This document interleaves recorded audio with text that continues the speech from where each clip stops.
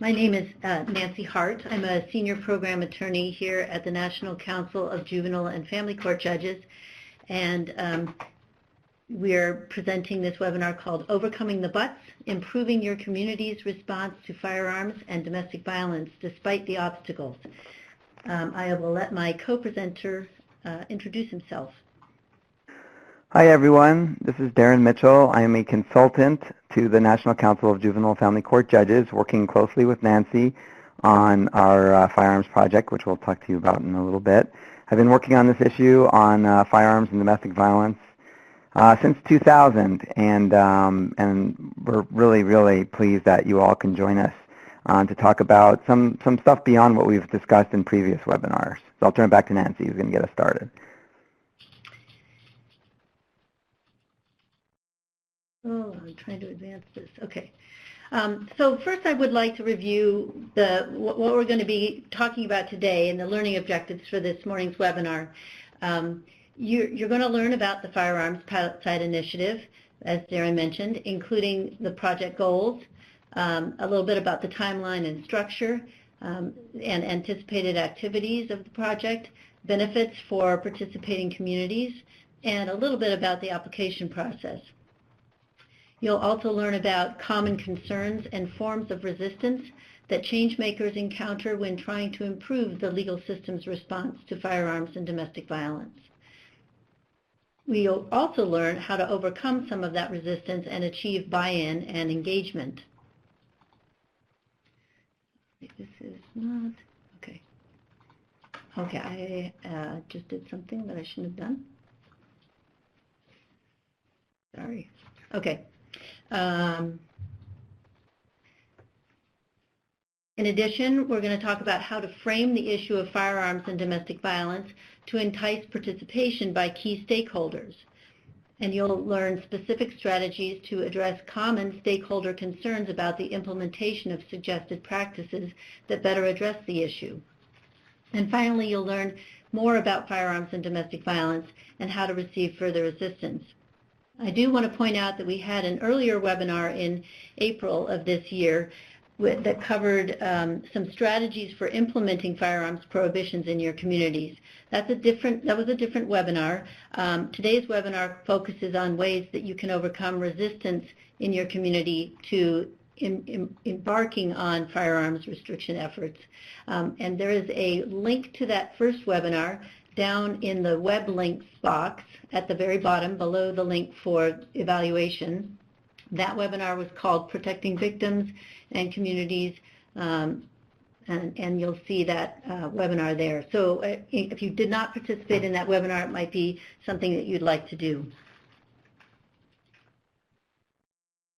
So Patricia just chatted, I'm sorry, Nancy. Patricia just chatted into the chat box a link to that webinar as well. Oh, yes. Thank you, Patricia. Thanks, Darren.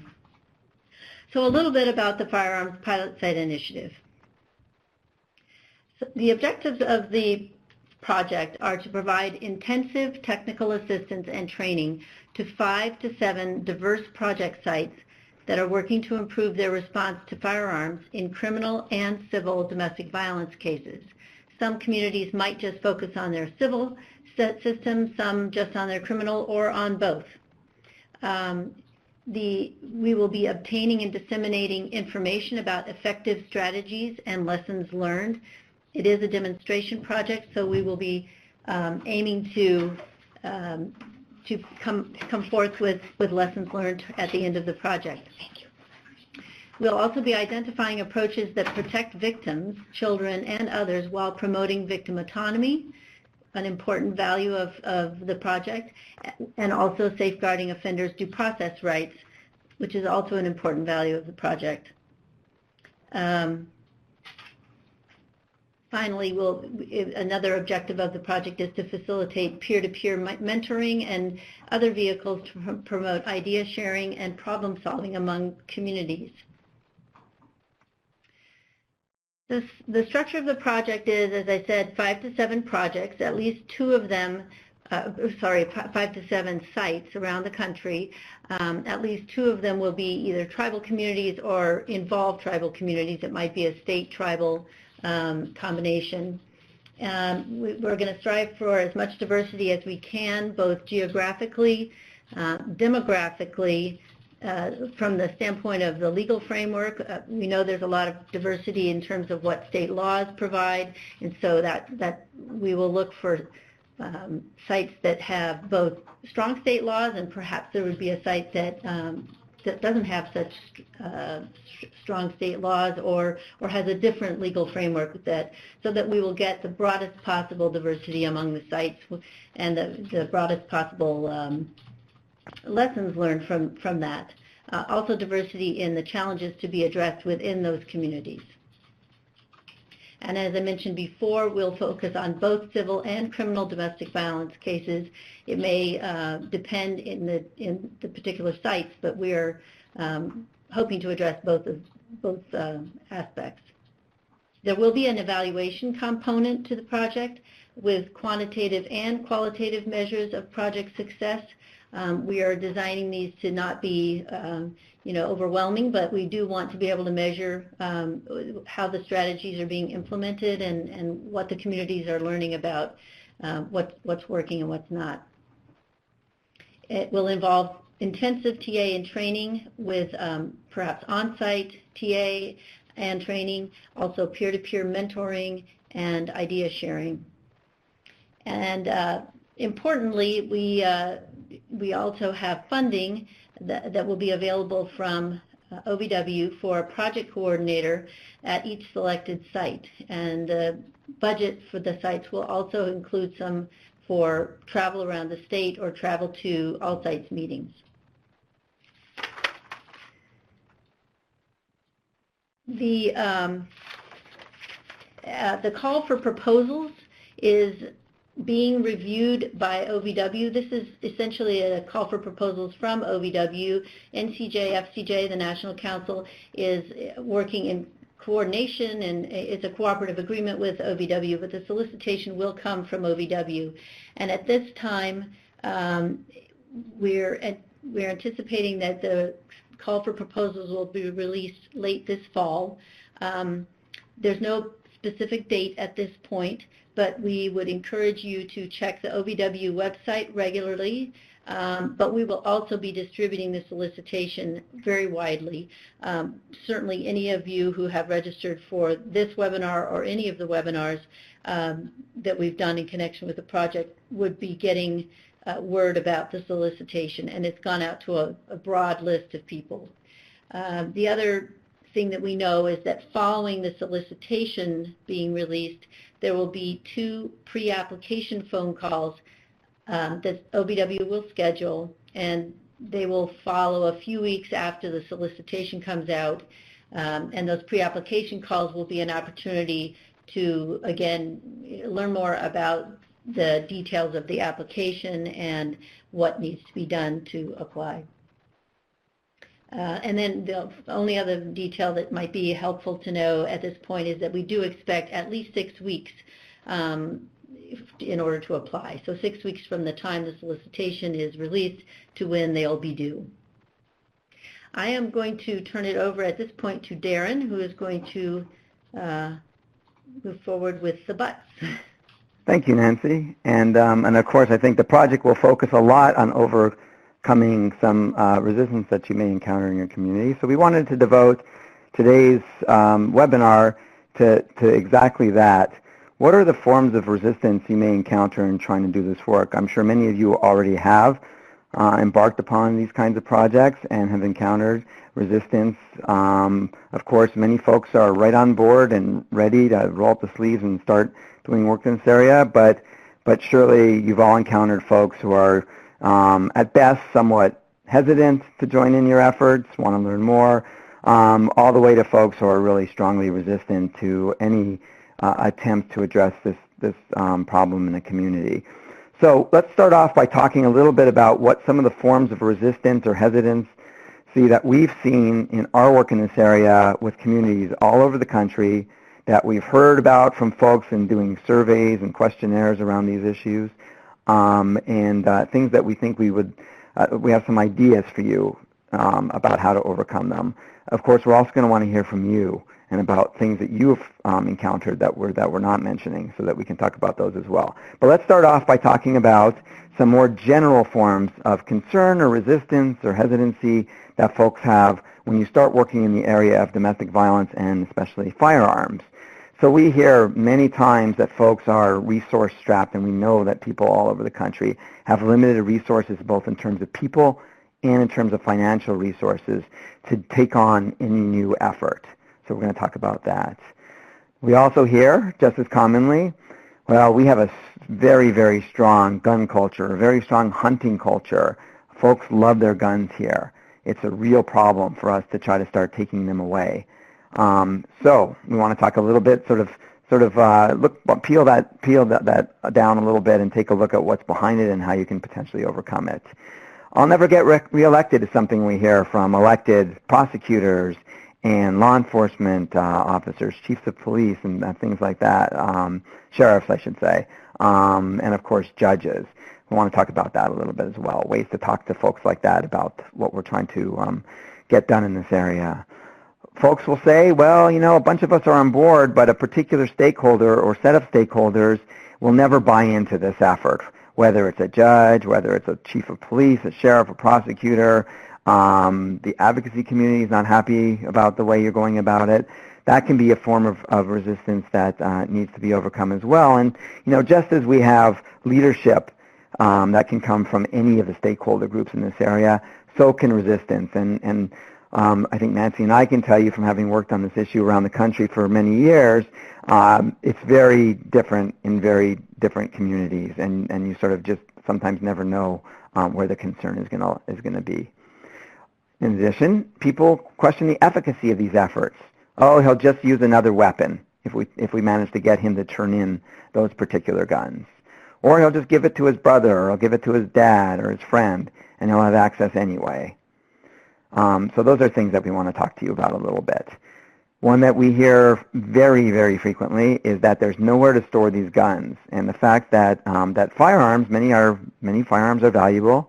They need to be stored under particular conditions so that they don't deteriorate over time, and this can be a real concern for folks. Another question around the efficacy is, well, you know, even if we have the most robust laws here to stop people from legally purchased firearms, folks can get them illegally anyway, very easily. So why even bother?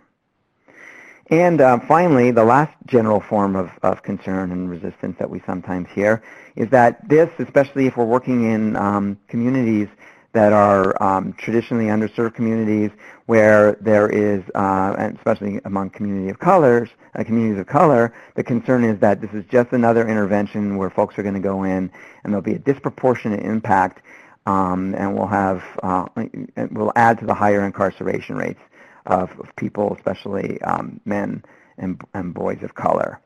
So, you know, why would we really want to take this on here? So we'll talk with you about that as well. In addition to these general forms of resistance or concern, there are also some specific strategies that those of you who participated in the previous webinar or other work with us have heard around ways to improve practices on guns. And one of them is that we are constantly encouraging courts to take full advantage of the authority they have to order surrender of firearms in conjunction with both criminal orders, conditions of relief, bail bond conditions and things like that, and also, of course, in the civil context with CPOs. And when we do that, we often hear, well, we don't really have that authority. It's not something that we can do. And this, again, is something that we're going to want to look at a little more closely, because sometimes people have too restrictive a view of what the authority is on the part of courts.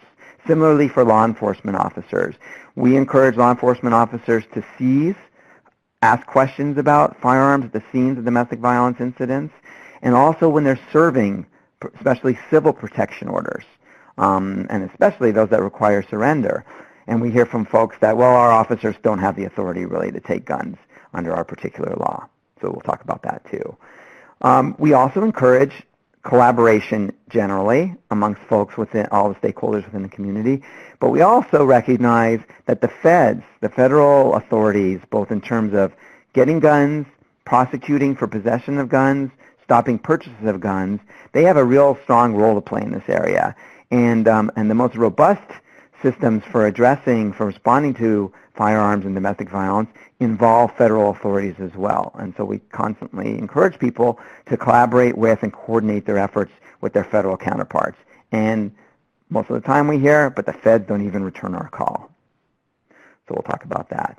The databases that are out there on the federal level, specifically the ones that the National Instant Criminal Background Check System, the NICS, or the Brady Background Check System, has access to. Those are the databases that can contain information, both criminal history information about convictions, like misdemeanor domestic violence convictions, and also the existence of protection orders that prohibit people from having guns. By searching those databases, the NICS system and finding a positive hit can stop a purchase of a gun nationwide. And so we work hard with communities to help make sure that their information about these convictions and these protection orders are accessible to the feds, that they're available to answer questions and make that system work well. We often hear from tribes, which is absolutely accurate and something that we all are trying to work hard to address, that tribes don't have access to those databases. So we want to say a few words about that as well. So that's an overview of the kinds of resistance that we would like to talk about and that we have encountered in our work. We wanted to take just a couple of minutes to have you all, if you don't mind, if you know how to use the chat, just to put a cursor inside that everyone chat box and give us a but statement or a form of resistance or hesitancy or concern that you have encountered in doing this work, either in your community or some of you I know on the phone have done this work on a national level. Things that I have not mentioned that have been a form of concern for you in your work. I see people are typing. Thank you so much. We have a storage, and I won't read these all off because they may come too quickly. We're going to take a look at these and come back to them a little later in the training program. Great, thank you. Yes, those are all important concerns. And someone mentioned constitutional rights, which we're going to address in just a couple of minutes. So thank you. And I'm going to collect those, as I said, and we'll get back to you on some of those, some ideas we have. Some of them I think will be addressed by what we're about to talk about. And I'm going to turn it back over to Nancy, who's going to start us off by talking about gun culture. Thank you, Darren.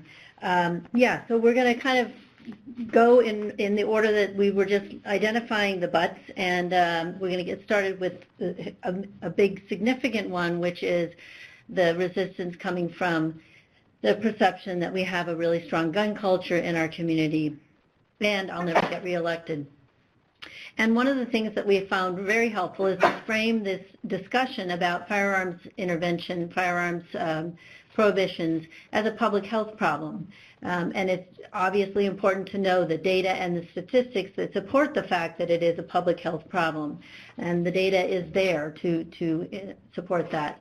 And to draw from national and local data, whether there's fatality reviews in your community or in your state, or does your state coalition compile data about DV homicides.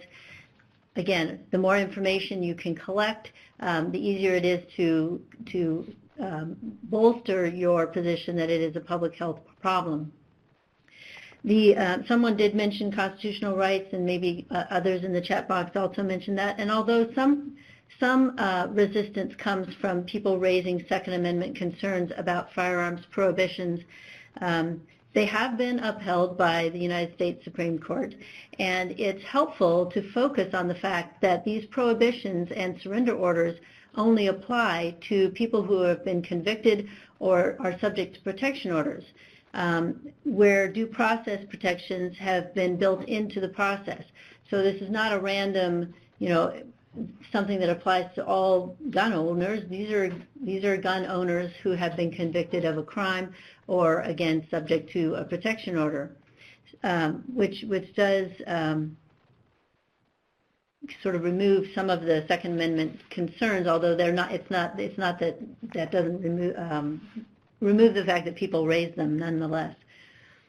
It's also helpful to emphasize support among other key stakeholders in your community, especially if you have one or more prominent law enforcement or prosecution professionals who can be at the forefront of your community effort. And providing a united front is really helpful as you move into this work.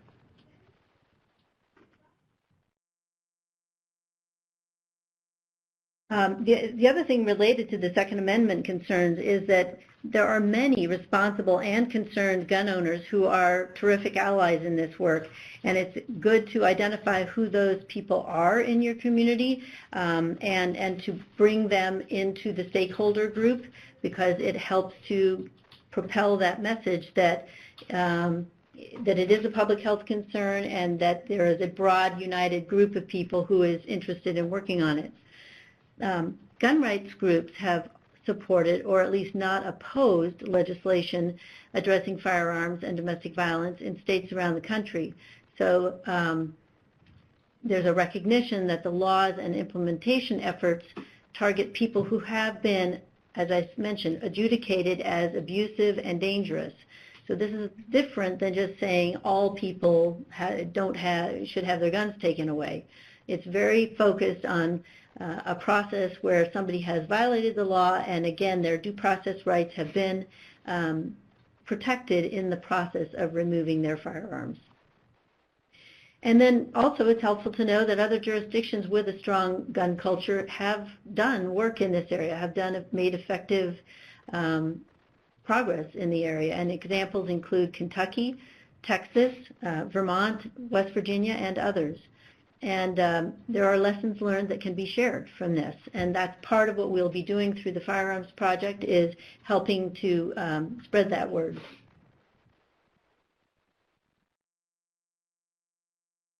One of the others that I think Darren started off with, and we know that this is really paramount. Did you have something, Darren? Nope. Oh, sorry. Is the lack of resources that many jurisdictions experience, or the concept that there isn't enough people, aren't enough people, or isn't enough money to take on more work. But actually, we have been trying to keep track of the sources of funding that could be tapped. One of them, of course, is the Firearms Project, the Firearms Pilot Site Initiative, and we would encourage all of you to consider applying. The funding that we'll be able to provide will be helpful in hiring a person that could actually be devoted to some of the coordination of this work. Also, the ICJR program has funding that could be tapped for this. The Stop Violence program you could apply under the STOP program, and the National Criminal History Improvement Program. And these are just the sources that we've identified here. There's probably others as well, and perhaps state funding. Some strategies pay for themselves. We'll go into this a little bit more later, but for example, storage fees is one way to address the limitations on storage availability, and Darren will say a little bit more about that later. Also, existing personnel can be leveraged. For example, court resource coordinators who are already have a role in the court can facilitate the monitoring of surrender and that kind of thing. And we do know, and part of what we can provide through the FIPC is forms and processes that can reduce time demands. And we've gathered these from around the country, and one example is to use or to require the return a return receipt for gun surrender, and that way if a receipt is received by the court, then there's no need to conduct the compliance hearing that might have been calendared, and so you can cancel the hearing and you know that the firearms have been surrendered. So using forms and processes like that can help streamline the process.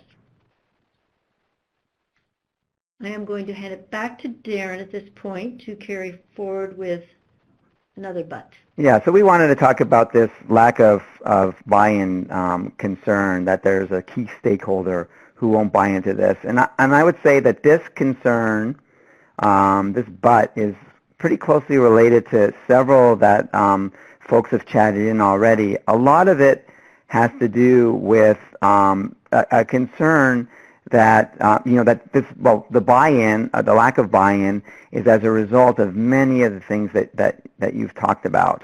It takes too much time and energy. We're a hunting culture. I'm not going to take someone's gun who hunts. And also related to the concerns that Nancy just said around gun rights and the overall gun culture. And really, the way that we have found to be effective in finding, in achieving some buy-in and getting people engaged in these collaborative efforts is to talk frankly about it. And the way we typically do this when we work with communities is we'll facilitate very frank conversations amongst the stakeholders to talk about what their challenges are, and how potentially they can be overcome together. But the most importantly, I think, is we start off by talking about why we do this. We try to achieve a shared purpose in doing this work amongst all the diverse stakeholders. And we didn't talk about it today because we talked about it on the previous webinar, but the public health impact of this, of the access of firearms to firearms by people who have been adjudicated to be abusive, that public health impact coupled with the fact that we really can do something about it, and there's some hope that we can do something about it, leads folks to start to think about this as a public health issue that needs to be addressed as opposed to an extra burden that's going to fall just on me or on my people. And so when you do it in a collaborative way and you talk about the why, you tend to get to a shared purpose in doing this work. Folks have goals in common. And that can be a great way to start the conversation, as opposed to jumping in and starting to point fingers and start to talk about the challenges that are out there. And then when you start to move into the conversations about the challenges and you have some of this shared purpose under your belt, then you can start to talk about it in a way that's less pointing of fingers, less it's your job, not my job, and more of let's see what we can do together. And that may sound kind of Pollyanna-ish, but I can tell you I was just in Maine last week, and we had a group of stakeholders from multiple counties, mostly from 2 counties in Maine, that wanted to try to do something better. And there were lots of concerns. We spent a lot of time mapping out the process and pointing at all the different challenges in the process. But by the end, I think the group coalesced around a set number of challenges that they thought they could work on together. We talked about who needs to do the work together, and folks were volunteering to do it. So I think that the combination of having someone from outside come in who can share experiences from other jurisdictions that are doing this work, and then getting people to be willing to talk frankly about this stuff can really go a long way towards getting buy-in and moving projects forward.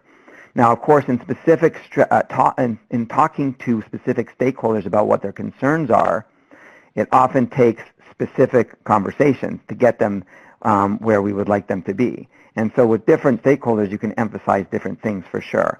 I would say generally this idea that what this is about is public health and safety. And what it's about is taking guns away from people who aren't supposed to have them. It's against the law for them to have them. They've been adjudicated to be dangerous. Their due process rights have been satisfied, but they are now prohibited. That is an important conversation to have with everyone. But then when you talk to law enforcement officers, you know that officer safety is a huge concern. Public safety is a huge concern. So you start off by talking about those kinds of things. And also, officers often, in my experience, can't take steps towards addressing the problems in the way that many others would like because they're not exactly sure what their role is, what their authority is. So providing them clarity as far as their role and their authority and what the appropriate responses are, including, for example, developing a protocol for them, is a really great thing to have, a real beneficial thing for law enforcement officers. Judges, we've had many instances where we've talked to judges who can't tell us exactly what happens when an order that they've issued, including one that requires surrender of guns, walks out that courthouse. No idea what happens afterwards. And I know from working with a judge in Dallas, Texas, Roberto Cañas, who's done some amazing work, he and his colleagues sort of came to that realization, and that motivated a lot of work. No judge wants to issue an order that's just a dead letter, just a piece of paper that nothing's going to happen with. So that's one way to motivate. judicial action in this area. In addition, by collaborating with others, all the burden doesn't fall on the court. The court doesn't have to take on all of the tasks. And in addition, judges don't necessarily have to be involved in a way that concerns them in terms of their ethical involvement in work. So collaboration can be very powerful. And we say greater information means more protective orders. What that means is you get more protective orders. Orders are more protective when you have more information about the person and their access to firearms. So these kinds of projects will get courts more information about who is truly potentially dangerous and can issue orders that are going to be truly effective. For sheriffs, similar to law enforcement officers generally, officer safety is important, but because sheriff deputies are often the ones who are serving orders, work we do around making service safer, a way to talk to people about guns safely and potentially get them safely, is a real motivation for sheriff's deputies who are doing this kind of work.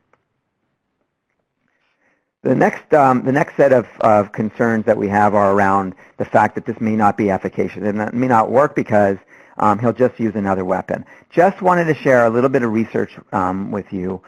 Studies have shown that it's not ownership of guns, it's access to guns, not even necessarily possession at the time. It's access to guns. Someone has somewhere they can go to get the gun.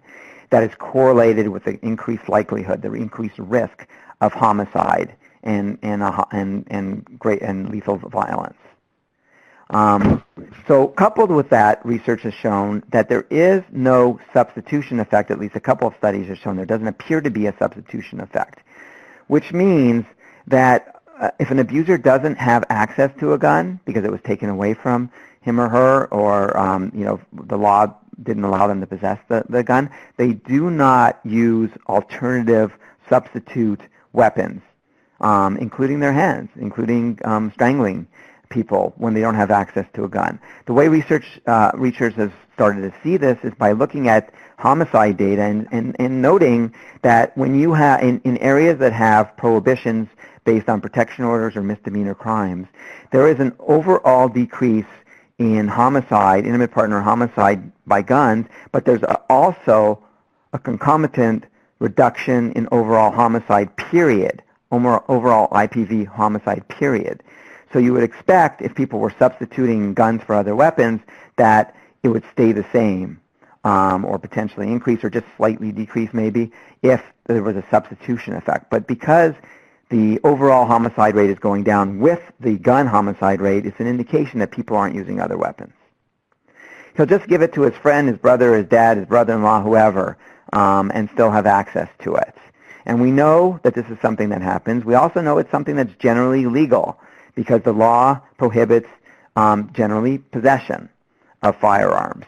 And if you store it if the brother stores it, the dad stores it, then you won't technically be in violation of the law.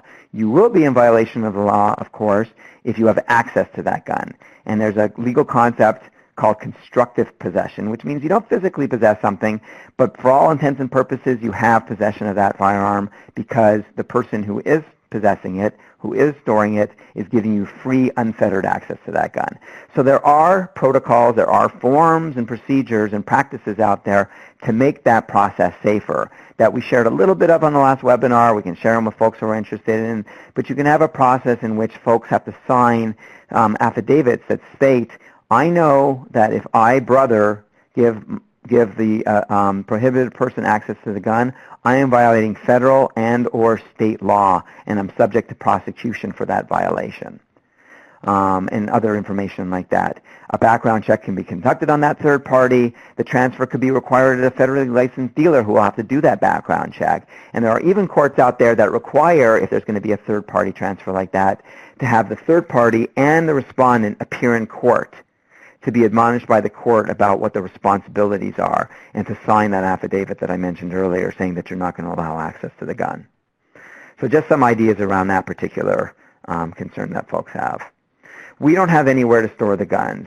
This is a huge one. I'm sure if we did a little poll right now, the majority of people would say that they have either heard that concern expressed in their community or they themselves feel that as something that's a concern with doing this work. And there's just a couple of things to say about that. One of the things I'm going to say, in having done this work for a long time, is that I do see that as sort of a fallback argument. as the initial, well, what are we going to do with all the guns kind of thing, to not have to engage in the conversation. And so that's not always the case, but I certainly see that as sort of the initial resistance that you can overcome by having lots of other conversation. But to the extent that it is a concern, and I mentioned earlier that guns, many are valuable, they need to be stored a certain way. There are some instances where there are a lot of guns that need to be dealt with. They can raise particular challenges in certain cases. The couple of strategies that we've seen work are, first of all, there's a growing number of states that have passed legislation allowing for fees to be collected. And so if someone does not want to store the guns with law enforcement, they have to pay a private third-party dealer to store the gun for them. And in places where this has sprung up, in Massachusetts especially, which has had it for the longest, but in Vermont as well, in North Carolina, you'll see lots of licensed, federally licensed gun dealers advertising this service. And the fees aren't exorbitant in most cases either, as a way for us to overcome this particular problem. Judge Kanye, who I mentioned earlier, went out and talked to some folks at a gun range who entered into a relationship with I believe it was with the court, maybe with law enforcement, to store guns that are collected specifically for domestic violence offenders who can't have access to their guns. We've heard of cases of disused or underused armories in a variety of places being used to store guns if the sheer volume of guns is really a problem. But most communities are able to use their general storage facilities for firearms and their storage facilities where they store contraband, where they store evidence to tackle the gun storage issue. So, and if folks on the line have anything to say about this or any creative solutions that they've used or encountered, we'd love to hear those as well.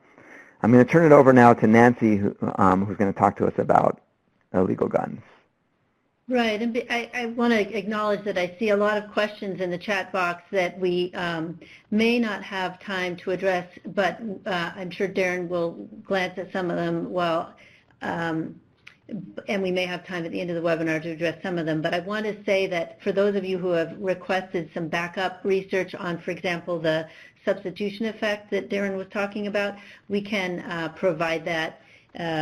We can provide some information in a follow-up email if we don't get a chance to talk about it today. And then I also noticed that there was some conversation around the fact that you just can't get away from the gun culture piece, where people perceive that protection orders are easily obtained. It's a he said, she said, and there's just no due process involved. But I think that what we need to recognize is that there is a lack of a shortage of research on the efficacy of protection orders and whether or not it's in fact true that a great number of protection orders are entered based on false representations. That's certainly a frequently cited problem for those who are resisting protection order issues, but we do need more research to establish whether that is in fact true. And Darren, I don't know if you have anything you want to say about that after looking at the chat box, but I'll move ahead with the next but about people who get guns illegally no matter what we do. And obviously it's imperative for us to use all means at our disposal to make abusers' acquisition of a firearm as difficult as possible. And in fact, obtaining a gun on the illegal market is not as easy as most people perceive.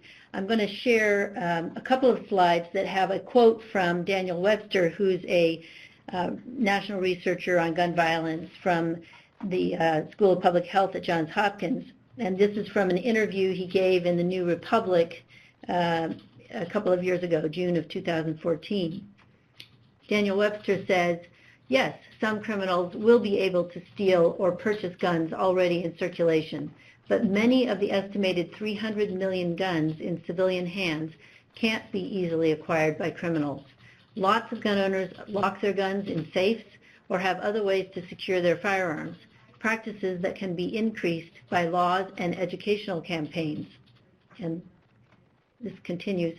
And it's not as easy or risk-free for criminals to buy guns in the underground market as is commonly believed. Duke economist Philip Cook has studied Chicago's underground gun market and said, "There may be a lot of guns, but there is a shortage of trusted sellers. With greater accountability measures and choking the supply of new guns into the underground market, street prices will rise and fewer dangerous people will have guns." So again, we recognize that illegal guns is definitely an issue, but these are just some things to keep in mind and some thoughts and reflections to keep in mind that suggest that it may not be as overwhelming as we might think. One other resistance that we mentioned earlier is that this is just another intervention that will disproportionately affect communities of color, sorry. And of course, we need to recognize that firearms violence disproportionately affects communities of color, especially women of color. And the goal in firearms prevention, firearms surrender work, is not to jail more people, but to prevent access. And if we emphasize surrender over the prosecution of individuals, that is not putting more people of color behind bars, but just to recognize that timely surrender actually reduces the potential for prosecution because it reduces the likelihood that a tragic incident will happen.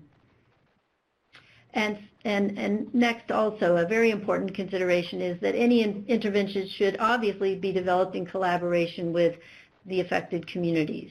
And an important sort of concept of that would be that you want to collaborate together. You don't want to impose rules and procedures without having worked with those with all affected communities.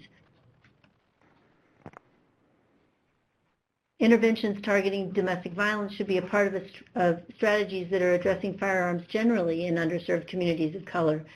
And you can get some more information about this from some effective strategies that are in this publication, this article in the Urban Institute called "Engaging Communities in Reducing Gun Violence, a Roadmap for Safer Communities." And we've listed the link where you can get that. And this is sort of just a tip of the iceberg presentation about this. It's obviously a significant subject in and of itself, but some things to think about. I'm going to hand it back to Darren for the next couple of butts. Yeah, and I'm going to go, before we jump into legal authority, I did want to respond to some of the chat. Thank you all for chatting in like this. Of course, it's hard while you're talking to see all the chat, so it's always good to have a little bit of time to digest it. And there were a couple of concerns around this, as Nancy alluded to, the he said, she said, using protection orders to get a leg up, and they're given out like candy, and we've all heard those claims about the protection order process. There is, as Nancy said, there is some research that shows that this idea is something of a myth. However, the unfortunate part of that research is there's not a ton of work done in that area, as Nancy said, and so it's older, and a lot of it is about raising allegations of abuse, especially child sexual abuse, or child abuse generally in cases. And so we don't have definitive studies to say that people aren't doing that. What we can say is that we are engaged in some significant efforts to change the sort of the culture around that and the thoughts around that. We train judges, we train other stakeholders around a couple of things. First of all, the fact that really it's underreporting that's a bigger problem than it is over claiming that there's abuse in a relationship. The fact that if you go into a case with that mindset, that people are lying to you, and we certainly all encounter folks like that, you are then susceptible to a form of bias, which is sometimes called confirmation bias, which is basically you are looking for the things that will confirm your preconception or your bias in every case. And so we try to help judges understand that if that's sort of their perspective, they're going to always find the reason why they don't have more evidence or, evidence that they consider to be more probative. It's because it's made up. kind of thing. And so what we do is we challenge them and say, as decision makers, as people wearing the robe, it's your responsibility to look at every case with fresh eyes and make decisions on that basis. But I have to say, what Rob says, of course, is quite true. At the same time, we've all seen that the gun rights groups have certainly over the years been willing to not oppose laws in a way that they haven't in the past. And so laws that would have met with very, very strong opposition have not in some places, in some circumstances. You can't totally generalize. And I think that some of the arguments around the public health impact of abusers having access to guns and the fact that we are really talking about a specific set of factors where it's someone who's been adjudicated to have committed a crime, or whether it's abuse under a civil protection order statute or a crime on a criminal side, seems to be gaining some traction. I'm sure there are other political reasons for why things have gone through, and I also know that laws have been changed in ways that not everyone loves. But I have to be hopeful about this, that these kinds of arguments are starting to succeed, at least to some degree. People had more specific questions about this idea of, first of all, the third-party piece, and indeed, a third party who allows access to a firearm by someone who is prohibited potentially could be prosecuted at the federal level for a violation of the federal gun law, which includes not only a prohibition on possession yourself or taking possession of a firearm, but also criminalizes giving someone, transferring a firearm to someone that you know is prohibited. And so if you sign that affidavit and you give the person the gun, you're liable for that criminal penalty. Some state laws are similar as well, so that's what it would look like in terms of holding people accountable for that kind of allowing access of a gun. The fees piece, whether there needs to be explicit authority for you to charge fees, my position has always been that I don't think you have to have specific authority. I think voluntarily you can get folks, and I've talked to law enforcement officers who have told me that this is something that they think they could use. You can get people who don't want their guns stored in a particular way that is not as well stored as they would like, to enter in voluntary agreements with with federally licensed dealers to store their weapons, pay whatever fees are necessary. The law allows it, just obviously makes it more obviously permissible. And also the laws sometimes have provisions around who can charge the fees, how much they can be charged, and other sort of accountability pieces on the part of the storage agency. So I think I'll move on now. And there were some other points that people made earlier on in terms of some forms of resistance. If we have time, we'll try to get to those as well. I just want to talk quickly about the authority piece. We don't have authority to require people not to possess guns or to surrender their firearms. We have a map I'll show quickly, which was accurate as of a couple of months ago. These things do change, of the states around the country where there is explicit authority for a court to, as part of a civil protection order, tell the respondent you prohibit possession or purchase of firearms by that respondent. So most of the country allows for that as explicit authority. There's also authority in fewer states around ordering surrender. And in some cases, it's discretionary on the part of the court. Sometimes there's some factors the court has to look at. In other places, it's mandatory. If an order is issued, then the court shall order surrender of any firearms in possession. So there are lots of places around the country that do have this authority. For those of you who are unfamiliar or have heard arguments about this but haven't really looked at your law carefully, do so. You may be surprised. There may be some prohibitions there that of which you are not aware. And sometimes they exist outside of the protection order code. Sometimes as a part of a gun, some gun statutes in your state that talk about people who are prohibited from possessing or purchasing guns, and it includes folks who are subject to civil protection orders or certain criminal protection orders. So, first make sure that you do a canvass of your laws, and we can help you with that too because we work with lots of people who collect those laws. But I think more importantly, for those of you who are blank on that slide that showed where there's explicit authority, you all have some form of catch-all authority. Things like the court can issue any other form of relief deemed necessary to provide for the safety and welfare of the plaintiff or children, or necessary to bring a cessation of the abuse. There's language like that in most every state. And in fact, there are jurisdictions, states around the country, that have developed some pretty good surrender procedures based on that catch-all implicit legal authority. Louisville, Kentucky, and Miami, at least at the time, come to mind. In addition, I didn't mention Oregon. Oregon, especially Portland, Oregon, has a very strong collaborative effort to get guns after people have their FAPA orders, their civil protection orders issued. That was based on the existence of the federal law and the catch-all authority within the state of Oregon. So there's still things you can do even if you do not have that explicit authority. Similarly, on the law enforcement side,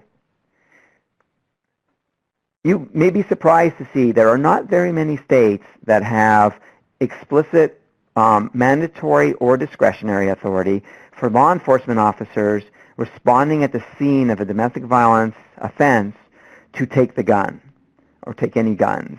There's some variations of places that have laws. There's some variations, as you can see here. Some are mandatory, some are discretionary. Some require the gun to have been used in that incident. Others don't. In some places, there's more robust authority around searching for weapons than in others. So there is some variability.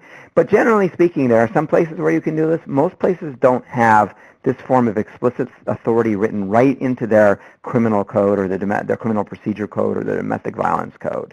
However, it's important to recognize that even if there's no explicit authority around DV and guns, there are other sources of authority that law enforcement officers can exercise to take guns at the scene of an offense. And we work with officers who train their colleagues on when this is permissible and how to think about it. We've also worked, helped in the development of protocols, and we've collected protocols that lay this out for law enforcement officers. But just briefly, so folks have a sense of other forms of authority that officers can use at the scene of a crime if they think having the gun there is going to be dangerous. There's this idea of safekeeping. Typically, it's voluntary, but not always. A law enforcement officer, if the situation is dangerous enough, can take a gun temporarily for safekeeping. And in fact, there are some state laws and there are some protocols for law enforcement response that lay out this safekeeping authority and encourage officers to use it if there's no other means to protect the parties in a case like this. You can always ask for voluntary surrender as an officer, and officers who do this work will tell you that you'd be surprised at how often people will allow you to take the guns. And especially, of course, if the gun is marital property and the abused person has an equal interest in that firearm, that can be a basis for that person to ask for law enforcement to take the gun. And certainly that has been written into protocols in some places around the country and is exercised by officers. If there's an arrest, even if there's no explicit authority, it's potentially the case that you can seize the weapon incident to the arrest under some circumstances. Guns, especially if they're illegal, or if they're illegally possessed for another reason, but for when I say illegal gun, it's held without a permit, or it's a sawed-off shotgun, or it's a gun that's ID, which has an ID that's been obliterated or defaced. Those are illegal guns, and typically you can seize those as contraband because there is a violation of a law. Finally, there's, and this is an area that's really not as well defined as we all would like, but there are federal laws, and those of you who participated in previous webinars know, there are federal laws that prohibit possession of firearms when a person is subject to a qualifying protection order or has been convicted of a qualifying misdemeanor crime of domestic violence. Those folks can't possess firearms for the duration of the order or for a lifetime if they've been subject to that conviction. And so in some places there is explicit authority for officers to take guns that are being held in violation of federal law. That doesn't appear to be true everywhere. In most places it just hasn't been addressed. And so this is still an active area where we're working with folks to help, within the state, help officers understand how, what the scope of officers' authority is to take guns or report this to feds when there's a violation of federal law. So in sum, there are sources of authority outside of your protection order code, outside your criminal domestic violence code, that may enable officers to at least temporarily take guns and diffuse the situation for a while, and then subsequent steps can potentially be taken to protect folks under those circumstances. I'm going to turn it over to Nancy now to continue. Thank you, Darren. And I'm certainly conscious of the time that is declining here, so I'm going to focus on the next few slides, the last couple of buts that we wanted to cover. This one concerns the common refrain that the feds never return our call. And some possible strategies for addressing this include reaching out to the Violence Against Women Act point of contact in the relevant in your U.S. Attorney's Office. And you can do this just by calling the U.S. Attorney's Office if you don't know who they are, and ask who the VAWA point of contact is. You can enlist the Federal Office of Tribal Justice in brokering relationships with your federal partners. You can explore cross-designation of prosecutors or law enforcement officers so that so they have the authority to do things that they might not otherwise have. And you can learn about past and existing successful collaborations. And some examples of that are through the Project Safe Neighborhoods, which I don't have a site up there, but you can find it online, right, Darren? Yes. And then the last but that we want to cover, or that we had listed, was, but our tribe can't get access to the federal databases. And we know there's a number of tribal jurisdictions listening in on the webinar today, and we recognize that access to federal databases is absolutely critical to being able to do effective firearms work. And the challenges are that tribal participation in the national criminal justice information sharing depends upon state regulations, state statutes, and policies on where the tribal land is located. And tribes often face barriers in accessing and entering information into national criminal information databases via those state networks, with the result that tribal records are often unavailable to other jurisdictions, and responding officers and victims and the entire communities are left at risk. One potential solution to this is the Tribal Access Program, TAP. And TAP is a program that quite a few tribes have been found eligible and applied for, and I'm going to show you a map shortly of where they are. But it involves kiosk workstations, training, and support that is provided to tribes to enable them to access federal databases, including NCIC. And the Department of Justice serves as the CSA for those tribes, and it includes both civil and criminal cases. It says 11 tribes participating, but actually it's grown, and you'll see on this map that this is the current number of tribes that are participating in TAP. And for more information about TAP, there's the website and an email address that you can access for more information. In the remaining time, we do want to perhaps, I don't know if we have any time to address remaining buts or buts that were presented earlier, Darren? Well, we do, yeah, it's 75 minutes. We still have another 15 minutes. Oh, right. So so I think we can, and I just wanted to respond to a couple of things that folks have chatted in. I'll start with the last one that came in.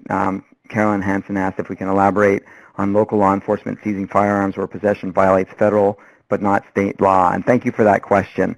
And in fact, we have just embarked on, having done this for many, many years, I've done research projects around this several times over the course of the years. And there has not been, there's just very little out there in terms of precedent, legal precedent, case law addressing this issue. attorneys general opinion on this kind of stuff. There's just not a whole lot out there to go on. So we're embarking on another research project right now. Actually, our colleagues and partners at the Battered Women's Justice Project is currently engaged in this to just figure out if things have changed at all since the last time we looked. But what I can tell you is this. There's one federal case, U.S. v. Haskin, which is out of the Second Circuit Court of Appeals. So it's the federal appellate court that covers New York, Vermont, and I can't remember where else, where the court was asked to address whether a law enforcement officer who arrested someone for a crime, and then in the course of, and actually it was in the course of investigating a crime, a state law crime, discovered that the person had a gun in violation of federal law, arrested the person for that crime, and seized the weapon pursuant, incident to that arrest. The court went all the way up to the appellate court. The appellate court said that as long as the state has some explicit authority, whether it's case law or it's statutory authority, that law enforcement officers within that state may enforce federal violations, then it's totally fine. So both Vermont and New York, two states that happen to be in the Second Circuit, both had that, both through case law and in one instance through statutory law, had a explicit authority that local law enforcement or state law enforcement officers can do that. And so the court upheld the arrest and conviction of this person for possessing the federal, the gun and contravention of federal law. There are not many places that appear to have that kind of explicit authority, nor have the other courts of appeals addressed that specific issue. So right now we're just not totally certain. And we're trying to do some research to figure out if there are more places that have looked at this. One area where state and local authority to enforce federal law has been addressed by courts is in immigration. As many of you I'm sure know, there have been efforts on the part of the federal government to get state and local law enforcement partners to arrest folks for federal immigration crimes. And so some of that some of that case law can potentially be applicable in this area, but the issues are somewhat different. So that's a long-winded answer to say that we're hoping to have more information for you soon. But if you live in the Second Circuit, if you live especially in New York and Vermont, your officers can do it. The Court of Appeals has said that. Okay, let's go back to some other, and I think someone asked for well, I'm not sure what site that is. So let's go back to some of the buts that folks had mentioned earlier. So a couple of people I think mentioned, it's not my job or it's not our role. And again, I can't emphasize strongly enough, having everyone at the table, if you have an existing task force or a coordinated community response that addresses domestic violence that meets regularly, bring this topic up if you haven't already, and get folks talking about it. It doesn't have to start off as a discussion. It doesn't have to start off as finger pointing. It doesn't have to start off as a discussion of challenges. It can start off, as I said, as a conversation about why we do this work and build from there. And I think that's really a good strategy that we've seen play out effectively in some places. The hunting piece, just so folks are totally, understand the setting for all this, generally there are no exemptions for hunting weapons. So certainly if someone is prohibited from possessing weapons, they also generally can't possess hunting weapons as well. And certainly, especially where there is concerns around subsistence hunting, especially in Native American communities, that is a huge challenge. And having convened a group of folks from tribal communities all around the country to talk about these specific issues, there were some strategies that emerged, non-traditional ways that folks, hunting without firearms, for instance, folks volunteering to hunt for people who can't have guns. But also the importance of having the community as a whole recognize the importance of keeping guns away from people who have been found to be dangerous in this way, and communities holding folks accountable.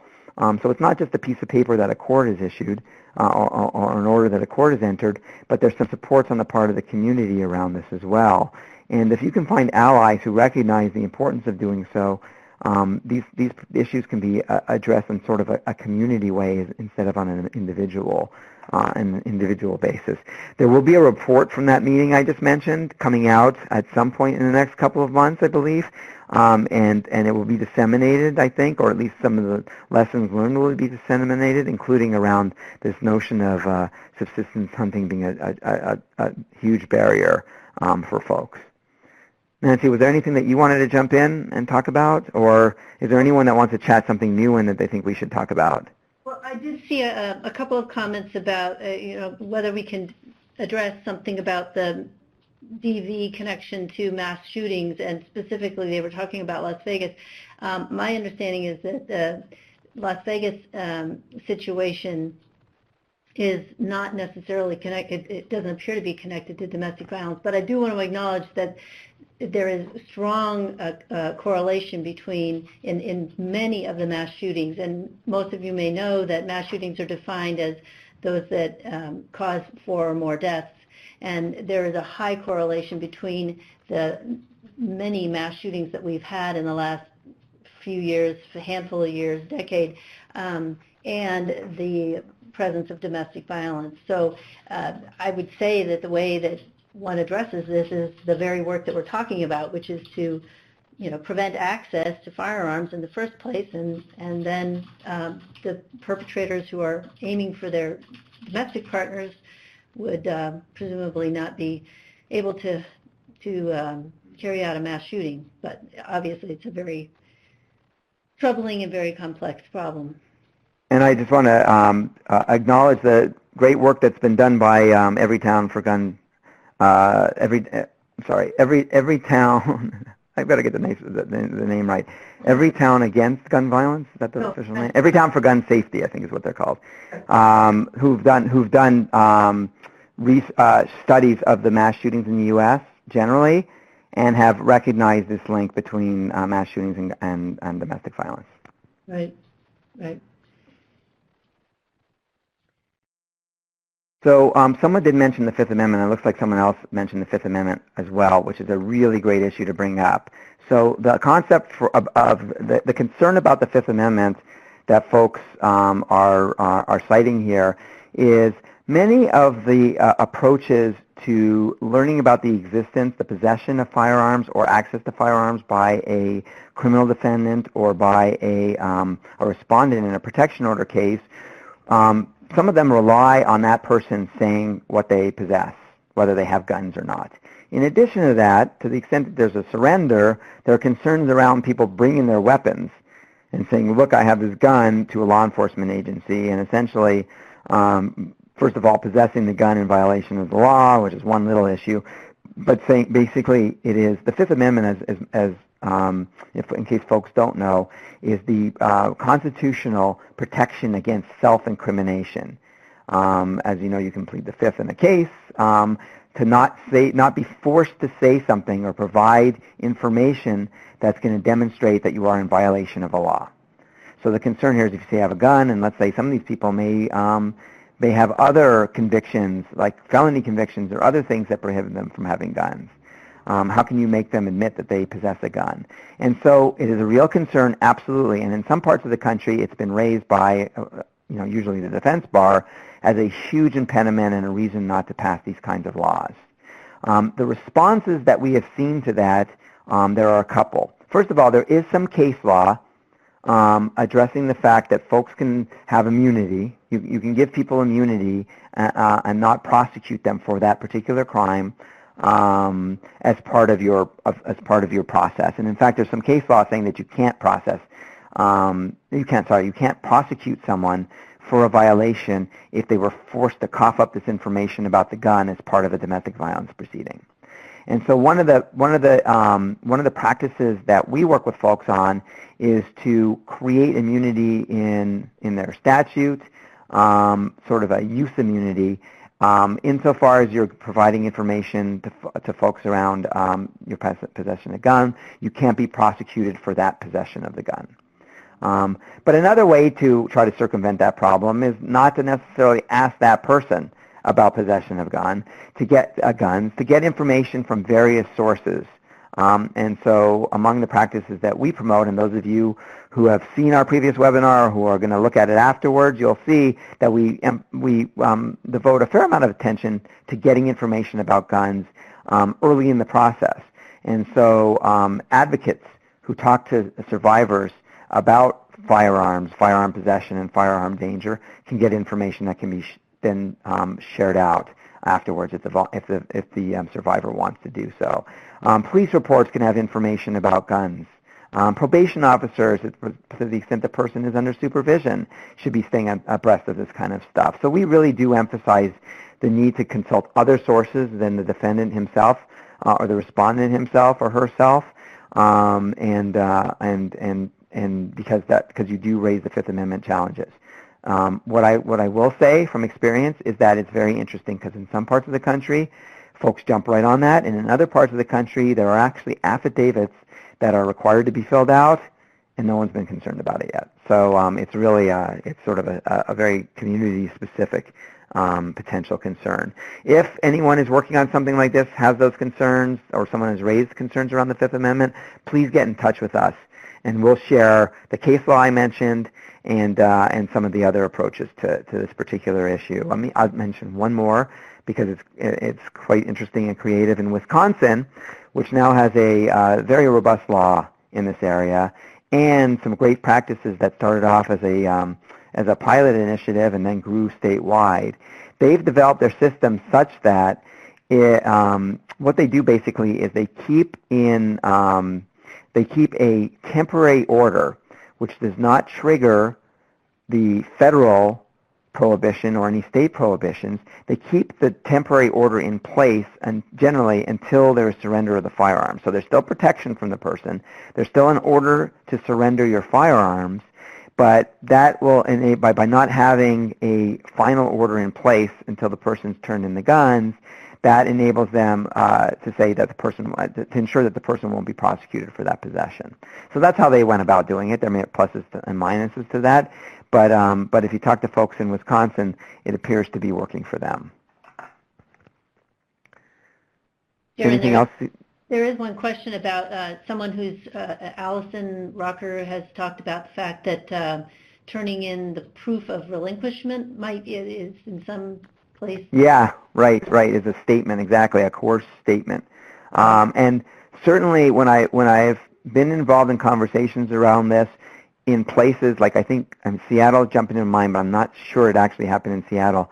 But there's this is a big concern for folks in Seattle that this particular this particular thing was a concern as well, and that's why the conversation shifted to talking about immunity and use immunity, because there is an argument that is a coerced statement that violates the Fifth Amendment. I'm not familiar enough with the Fifth Amendment case law to say whether it would be or not. And I do know also that the case law that we'll share, if you want it, is actually split. There's a split in authority around the Fifth Amendment in this area. But it is at least a potential problem. Yeah.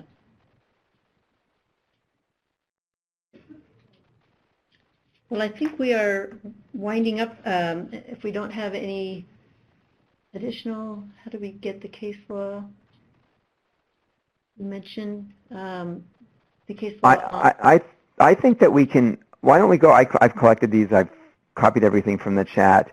Why don't we go ahead and we'll sort these out a little bit, see what we didn't talk about that we should have talked about, and get back to you with some initial responses. You're always also welcome to give us a call if you have any questions or concerns in this area, and we can help you out. And this last slide has the way to reach us. That's right.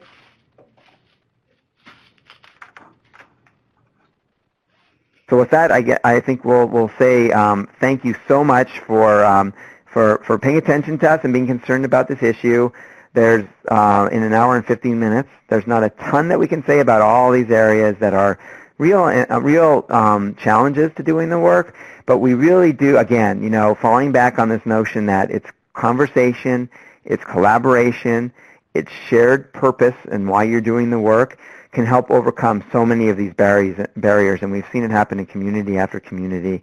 And by collaborating and having some leaders involved, we really think that we can make a difference in communities around the country. And that's what our FIPSI project is all about, is trying to galvanize and spark some of those efforts, and then share, what we've learned, the fruits, both the things that work and the things that don't work, with those who weren't able to participate in the project. Right. With that, I'll say goodbye, and I'll let Nancy wrap up. Okay, thanks, Darren. Thanks so much. And just a reminder to keep your eyes peeled on the OVW website for the solicitation to come out in the next, couple of months, I would say. And certainly we will keep you posted too. But thank you very much for your interest and for participating. Bye, everyone.